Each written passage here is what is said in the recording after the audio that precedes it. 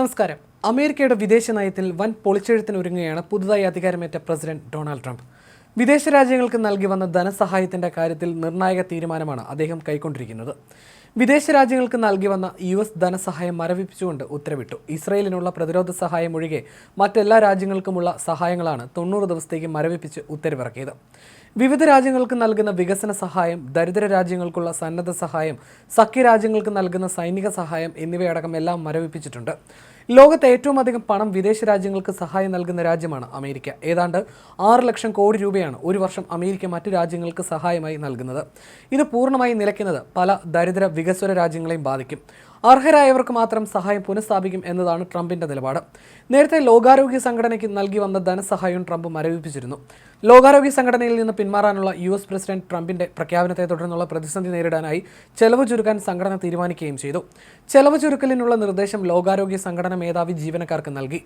US പ്രഖ്യാപനം നമ്മുടെ സാമ്പത്തിക സ്ഥിതി ഗുരുതരമാക്കുമെന്ന് ഡയറക്ടർ ജനറൽ ടെഡ്രോസ് അഡാനം കത്തിൽ പറഞ്ഞു. സംഘടനയുടെ ആകെ ബജറ്റിന്റെ 18% നൽകുന്നത് US ആണ്. യാത്രാ ചെലവുകൾ, പുതിയ നിയമനങ്ങൾ എന്നിവ കുറയ്ക്കും. അതേസമയം ഗുരുതര വിഷയങ്ങളിൽ ഇടപെടാതിരിക്കില്ല, മുൻഗണനകൾ പുതുക്കി നിശ്ചയിക്കും. കൂടുതൽ ചെലവ് ചുരുക്കൽ പദ്ധതികൾ പിന്നീട് പ്രഖ്യാപിക്കുമെന്നും ജീവനക്കാർക്കുള്ള സന്ദേശത്തിൽ പറയുന്നു.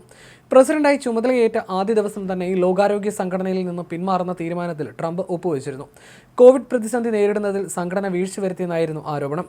അതേസമയം അഫ്ഗാനിസ്ഥാനിൽ US സൈന്യം ഉപേക്ഷിച്ചു പോയ $7 ബില്യൺ വിലമതിക്കുന്ന യുദ്ധോപകരണങ്ങൾ തിരിച്ചു നൽകണമെന്നും നേരത്തെ ട്രംപ് ആവശ്യപ്പെട്ടിരുന്നു. എന്നാൽ ഈ ആവശ്യം താലിബാൻ ഭരണകൂടം തള്ളുകയാണ് ഉണ്ടായത്. ആയുധങ്ങൾ തിരിച്ചെടുക്കുന്നതിന് പകരം ഖൊറാസാൻ മേഖലയിലെ ഇസ്ലാമിക് സ്റ്റേറ്റ് തീവ്രവാദികളെ നേരിടാൻ കൂടുതൽ സഹായം നൽകുകയാണ് US ചെയ്യേണ്ടതെന്ന് പേര് വെളിപ്പെടുത്താൻ ആഗ്രഹിക്കാത്ത താലിബാൻ പ്രതിനിധി ആവശ്യപ്പെട്ടിരുന്നു. കഴിഞ്ഞ ഞായറാഴ്ച ഒരു റാലിയിൽ സംസാരിക്കവേ യുദ്ധവിമാനങ്ങളും മിസൈലുകളും വാഹനങ്ങളും ആശയവിനിമയ ഉപകരണങ്ങളും തിരിച്ചു നൽകിയില്ലെങ്കിൽ അഫ്ഗാനിസ്ഥാന് നൽകുന്ന സാമ്പത്തിക സഹായം റദ്ദാക്കുമെന്ന് ട്രംപ് ഭീഷണിപ്പെടുത്തിയിരുന്നു. ഓരോ വർഷവും നമ്മൾ ബില്യൺ കണക്കിന് ഡോളർ അവർക്ക് നൽകുന്നുണ്ടെങ്കിൽ സൈനിക ഉപകരണങ്ങൾ തിരിച്ചു നൽകാതെ അവ ഇനി തുടരില്ലെന്ന് അവരോട് പറഞ്ഞേക്കൂ എന്നായിരുന്നു ട്രംപിന്റെ വാക്കുകൾ. ഇതേപ്പറ്റി തൽക്കാലം പ്രതികരിക്കാനില്ലെന്ന് താലിബാൻ ഉപവക്താവ് ഹംദുല്ല ഫിത്റത്ത് വ്യക്തമാക്കിയിരുന്നു. ഇതിന് പിന്നാലെയാണ് ഭരണകൂടവുമായി അടുത്ത ബന്ധമുള്ള വ്യക്തി താലിബാന്റെ നയം വ്യക്തമാക്കിയിരിക്കുന്നത്. അഫ്ഗാനിലെ 2 പതിറ്റാണ്ടോളം നീണ്ട സാന്നിധ്യത്തിന് ശേഷം 2021 പിന്മാറുമ്പോൾ US സൈന്യം ആയുധങ്ങളും ഉപകരണങ്ങളും തിരികെ കൊണ്ടുപോയിരുന്നില്ല. സൈനിക ഉപകരണങ്ങൾ പിടിച്ചെടുത്ത താലിബാൻ കാബൂളിന് സമീപമുള്ള മുൻ അമേരിക്കൻ സൈനിക കേന്ദ്രത്തിൽ ഇവ പ്രദർശിപ്പിച്ച് വർഷം തോറും പരേഡ് നടത്താറുണ്ട്. കഴിഞ്ഞ വർഷത്തെ പരേഡിൽ ചൈനീസ്, ഇറാനിയൻ പ്രതിനിധികൾ അതിഥികളായിരുന്നു.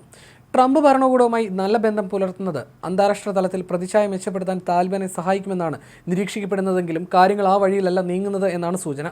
ആയുധങ്ങൾ തിരികെ നൽകിയില്ലെന്ന് മാത്രമല്ല, US ഭരണകൂടം മരവിപ്പിച്ച $9 ബില്യൺ മൂല്യമുള്ള വിദേശ വിനിമയ നിക്ഷേപം വിട്ടു നൽകണമെന്നും താലിബാൻ ആവശ്യപ്പെടുന്നുണ്ട്. 2020 ഖത്തറിന്റെ മധ്യസ്ഥതയിൽ താലിബാനും USഉം തമ്മിൽ ഒപ്പുവെച്ച സമാധാന കരാറിന്റെ ഭാഗമായാണ് അഫ്ഗാനിസ്ഥാനിൽ നിന്ന് US തങ്ങളുടെ സൈനികരെ പിൻവലിച്ചത്. അഫ്ഗാനിൽ വിന്യസിച്ചിരുന്ന 13,000 സൈനികരെ ഘട്ടം ഘട്ടമായി പിൻവലിക്കാമെന്നും 5 സൈനിക കേന്ദ്രങ്ങൾ അടച്ചുപൂട്ടാമെന്നുമായിരുന്നു കരാർ വ്യവസ്ഥ. 2021 ഓഗസ്റ്റിൽ പ്രസിഡന്റ് അഷ്റഫ് ഗനിയെ സ്ഥാനഭ്രഷ്ടനാക്കി താലിബാൻ അധികാരം പിടിച്ചെടുത്തതിന് പിന്നാലെ US സൈനികർ പൂർണ്ണമായും രാജ്യം വിട്ടു.